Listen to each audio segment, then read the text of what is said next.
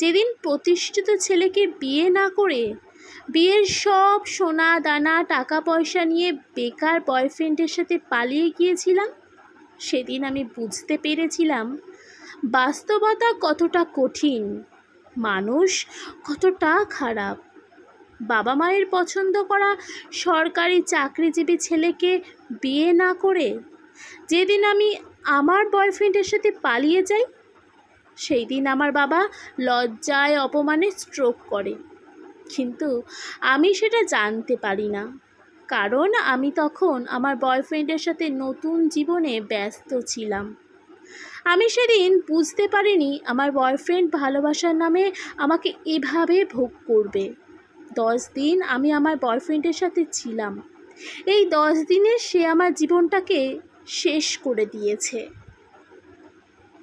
প্রথম দিন তাকে যখন বললাম চলো আমরা কাজী অফিসে গিয়ে বিয়ে করি, বিয়ের আগে এসব ঠিক না, আমি তো তোমারই, তাহলে এত তাড়া কিসের তোমার? এমন না তো আমাকে তোমার কাছে থেকে কেউ কেড়ে নিয়ে যাচ্ছে? আমি কিন্তু বিলাসিতা জীবন ছেড়ে তোমার কাছে চলে এসেছি, আর তুমি বিয়ে পর্যন্ত অপেক্ষা করতে পারবে না? তখন আমার বয়ফ্রেন্ড হাসান কিছুটা অভিমান করে বলেছিল, আগেও তুমি এমন কথা বলেছ। 2 বছরের রিলেশন ছিল আমাদের, অথচ এই 2 বছরে আমি একটা বারও তোমার নরম ঠোঁটে স্পর্শ নিতে পারিনি। সবাই কত আপডেট হয়েছে, এখনকার প্রেমিক প্রেমিকারা রিলেশন হতে না হতেই কত কি করে, আর আমাকে তুমি তোমার কাছেও ঘেঁষতে দিতে না। কিন্তু এখন তো আমরা দুজন বিয়ে করব, তাহলে কেন আমাকে কাছে টানছো না? আসলে তুমি আমাকে বিশ্বাস করতে পারছো না, তাই এমন করছো। ভাবছো আমি তোমাকে ধোঁকা দেব। ওকে, সমস্যা নেই, বিয়ের আগে আমি তোমাকে ছুঁয়েও দেখব না। আমি বললাম, বিশ্বাস না করলে সব কিছু ছেড়ে তোমার কাছে চলে আসতাম না। তোমাকে বিশ্বাস করি বলেই নিজের বাবা মায়ের কথা না ভেবে তোমার সাথে এভাবে চলে এসেছি। তাহলে আমি যেটা চাইছি সেটা দিতে তুমি এত বাহানা করছো কেন? 2 দিন পরে তো আমরা বিয়ে করবই। আমার এই দেরিটা সহ্য হচ্ছে না। তোমাকে এতটা একা পেয়েও একটু ভালোবাসতে পারছি না, এটা ভাবতেই পারি না আমি। ভালোবাসার প্রমাণ দেওয়ার জন্য কিংবা আমি তোমাকে বিশ্বাস করি এসব প্রমাণ করার জন্য তোমার ইচ্ছেটা পূরণ করতে হবে, তাই তো? ঠিক আছে, তুমি যা চাও তাই করব, তবে কখনো আমাকে ছেড়ে যেও না। সব আপনকে পর করেছি তোমার জন্য, তুমি যদি আমাকে পর করে দাও তাহলে মৃত্যু ছাড়া কোনো পথ থাকবে না আমার। হাসান আমাকে ছেড়ে চলে যায়, আমার সব কিছু নিয়ে সে আমাকে ছেড়ে চলে যায়। এই 10টা দিন আমি তাকে বিশ্বাস করে নিজের সব কিছু সঁপে দিয়েছিলাম, কিন্তু সে আমার বিশ্বাসটাকে রক্ষা করেনি। আমাকে বিয়ে না করে আমাকে একা রেখে সেদিন চলে গিয়েছিল। আমি বাসা থেকে বের হওয়ার সময় অনেক টাকা নিয়ে এসেছিলাম, বিয়ের গহনাগুলো আমার সাথেই ছিল, সব কিছুই হাসান নিয়ে গিয়েছে। সেদিন আমি বুঝতে পারি বাস্তবতা কতটা নিষ্ঠুর, মানুষ যে এতটা লোভী হতে পারে কখনো জানা ছিল না আমার। যে মেয়েটা নিজের ভবিষ্যৎ সুখের জীবন ছেড়ে শুধুমাত্র তাকে বিশ্বাস করে তার কোনো চাকরি না থাকা সত্ত্বেও তার কাছে চলে এসেছিল, সেই মেয়েটাকে কিভাবে পারলো এত বড় ধোঁকা দিতে? মানুষের দ্বারা সব কিছুই সম্ভব। কিছু মানুষ নিজের স্বার্থের জন্য পৃথিবীর সবচেয়ে জঘন্যতম কাজটা করতেও কোনো দ্বিধাবোধ করে না। আমি নিজেকে চিরতরে শেষ করে দেওয়ার সিদ্ধান্ত নিলাম, কারণ বেঁচে থাকার মতন কোনো কিছু অবশিষ্ট নেই আমার। বাবা মায়ের কাছে যাওয়ার সাহস নেই, নিজেকে এতটাই অপবিত্র করে ফেলেছি যে কোনো মানুষের সংস্পর্শ পাওয়ার অধিকার আমি রাখি না। মৃত্যুই আমার জন্য একমাত্র শান্তির পথ।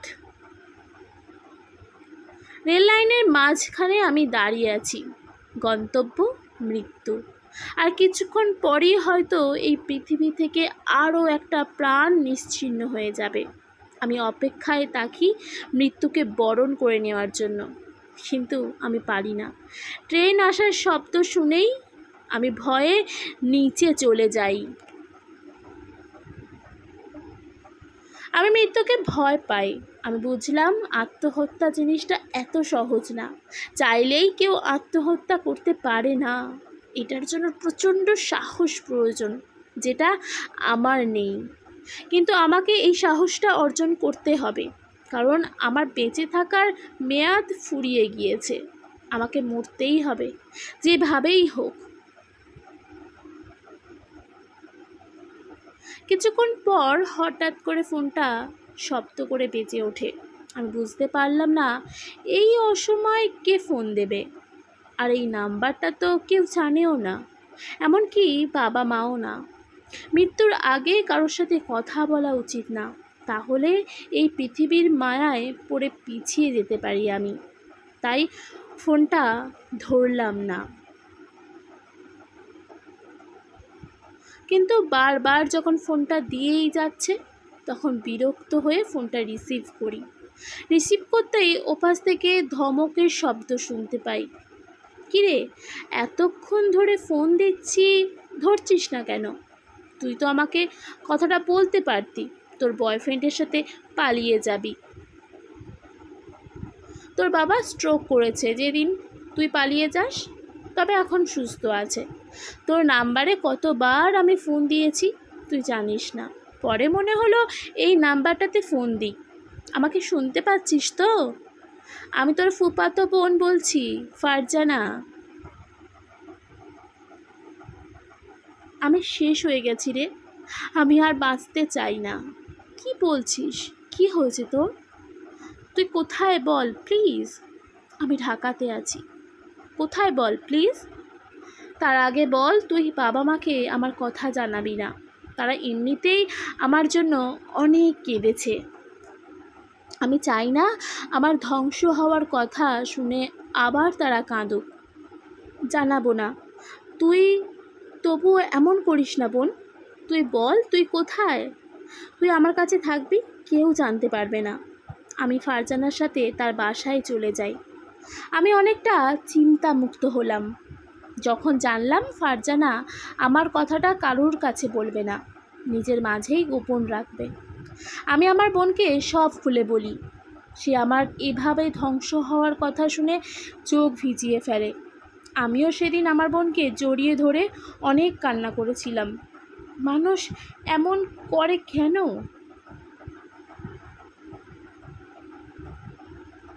তাদের কাছে কি ভালোবাসাটা খেলা মনে হয়? মানুষকে খুব বেশি বিশ্বাস করতে নেই। খুব বিশ্বাসী মানুষগুলোই আজ বা কাল খুব যত্ন করে কষ্টের সমুদ্রে ডুবিয়ে দিয়ে চলে যায়। আমি ফারজানার সাথে 2 মাস থাকার পর হঠাৎ করেই একদিন সে বলল তাকে বাসায় যেতে হবে, সাথে আমাকেও। আমি কিছু বুঝতে পারলাম না।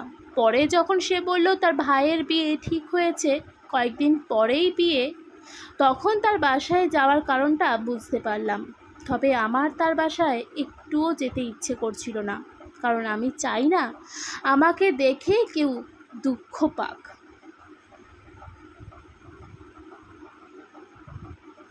কেউ জানুক আমি ভালো থাকার জন্য আপন মানুষগুলোকে ছেড়ে যার হাত ধরে চলে গিয়েছিলাম, সেই মানুষটার সাথে আমি সুখী হতে পারিনি। সেই মানুষটা আমাকে ভোগ করে চলে গিয়েছে বিপদের মুখে ফেলে। আমি আমার কান্নাটা কাউকে দেখাতে চাই না। আমি অন্ধকারে একা একাই কেঁদে যেতে চাই আজীবন।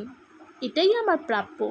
আমি এমন মানুষদের কষ্ট দিয়েছি যারা আমাকে সব সময় ভালোবেসে আগলে রাখত, কিন্তু তাদের জন্য আমি আমার নোংরা ভালোবাসাটাকে বিসর্জন দিতে পারিনি। আমি ফারজানার সাথে না গিয়ে পারলাম না। কারণ এই অপরিচিত ঢাকা শহরে কার কাছে কোথায় থাকবো আমি? এমনিতেই মেয়ে মানুষ, কেউ সুযোগ পেলে হয়তো কুকুরের মতন ছিঁড়ে ছিঁড়ে খাবে। তাই বাধ্য হয়ে আমি ফারজানার সাথে চলে গেলাম। আমি জানি না ভবিষ্যতে আমার জন্য কী অপেক্ষা করছে, তবে খুব খারাপ কিছু অপেক্ষা করছে সেটা খুব ভালো করেই বুঝতে পারছি আমি। ফারজানাদের বাসায় গিয়ে এরকম একটা ধাক্কা খাবো কখনো বুঝতে পারিনি। আমার সামনেই সেই বিশ্বাসঘাতক নোংরা কুকুরটা দাঁড়িয়ে আছে, যেই কুকুরটা 10টা দিন আমাকে ছিঁড়ে ছিঁড়ে খেয়েছিল। আমার ইচ্ছে করছিল এখনই ওর গলা টিপে ওকে খুন করে ফেলি, কিন্তু কোনো এক অদৃশ্য বাধার কারণে সেটা পারলাম না। এই বিশ্বাসঘাতক কুকুরটার বোনের সাথে ফারজানার ভাইয়ের বিয়ে ঠিক হয়েছে। আমার সামনে এখন সেই বিশ্বাসঘাতক মানুষটা দাঁড়িয়ে আছে, যে মানুষটা আমাকে খুব বাজেভাবে ধোঁকা দিয়েছিল, অথচ আমি তাকে কিচ্ছু বলতে পারছি না। মেয়ে বলেই হয়তো বা এমনটা হচ্ছে। মেয়েরা কেন জানি সর্ব জায়গাতেই দুর্বল। তবে একটা জিনিস ভালো লাগছে, হাসান আমার চোখের দিকে তাকাতে পারছে না। পৃথিবীর সব মানুষই বোধহয় এমন কাউকে ধোঁকা দিয়ে তার চোখের দিকে তাকিয়ে থাকতে পারে না, কারণ সে জানে সে কী করেছে। হাসানও আমার চোখের দিকে তাকাতে পারছে না আজ।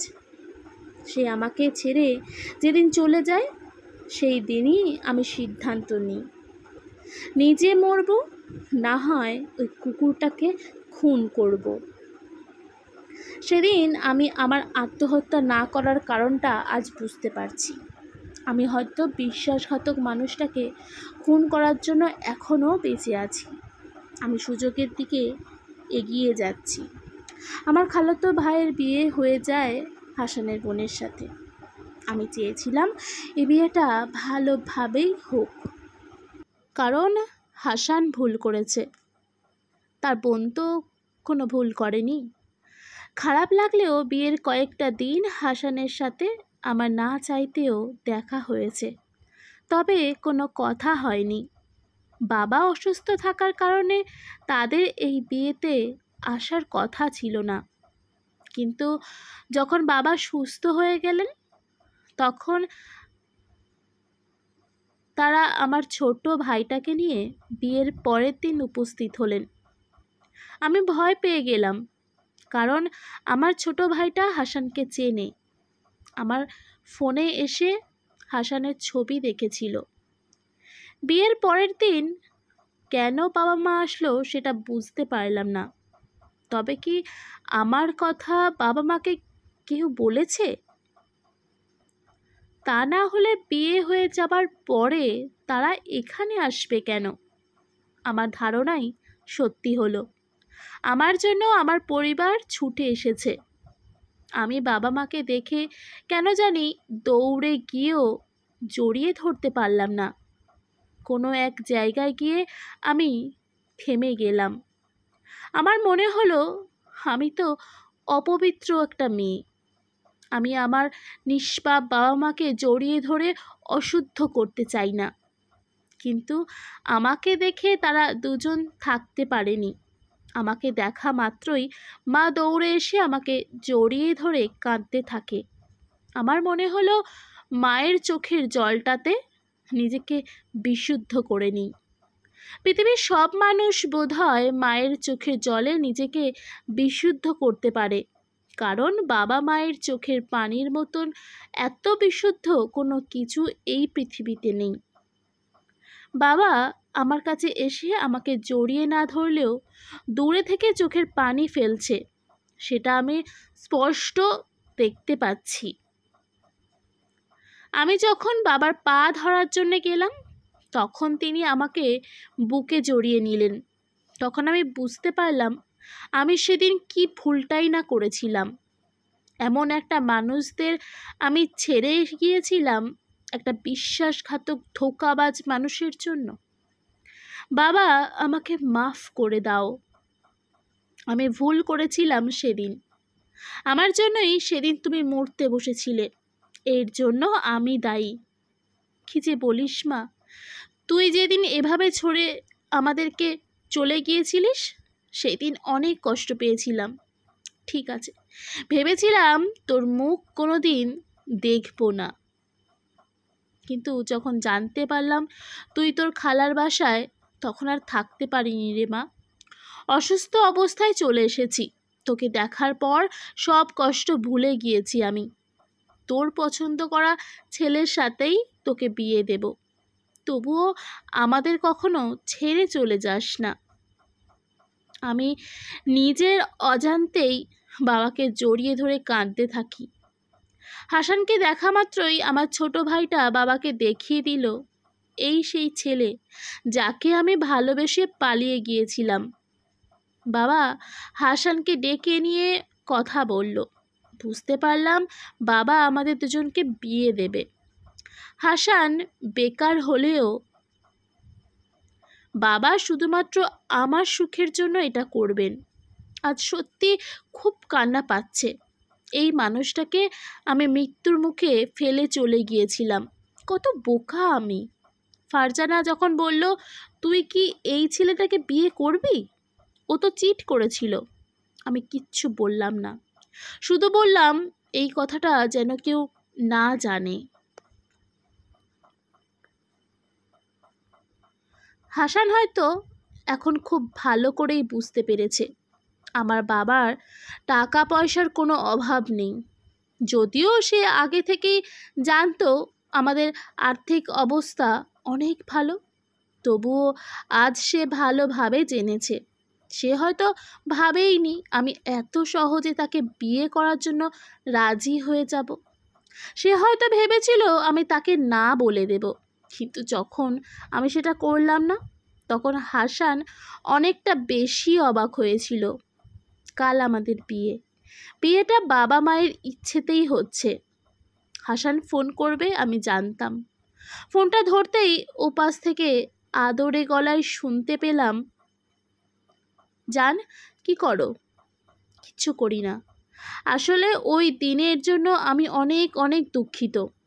আসলে আমি কোনোদিন ভাবিনি ওই দিনের ওই কাজটার পরেও তুমি আমাকে বিয়ে করবে। আমি তোমার ভালোবাসাটা বুঝতে পারিনি। আমি সত্যিই অনেক ভাগ্যবান তোমার মতন এমন একজন মানুষকে নিজের জীবনে পেয়ে।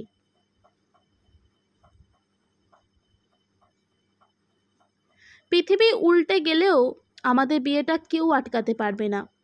এত বিশ্বাস করো আমাকে? হ্যাঁ, তোমাকে বিশ্বাস না করে উপায় আছে, কারণ আমি জানি তুমি আমাকে কখনো ধোঁকা দেবে না। তোমাকে ভালোবেসে বিশ্বাস না করে থাকতে পারিনি। আচ্ছা, এখন রাখছি। ঠিক আছে, আর কিছু সময় পর আমার বিয়ে। এমন মানুষের সাথে বিয়ে যে মানুষটা আমাকে 10টা দিন নরক যন্ত্রণা উপহার দিয়েছিল। হাসান তার পরিবার নিয়ে যাওয়ার জন্য এসে গেছে, কিন্তু সে যখন দেখলো তাকে ধরার জন্য পুলিশ এসেছে, তখন সে জাস্ট থ হয়ে দাঁড়িয়ে রইল।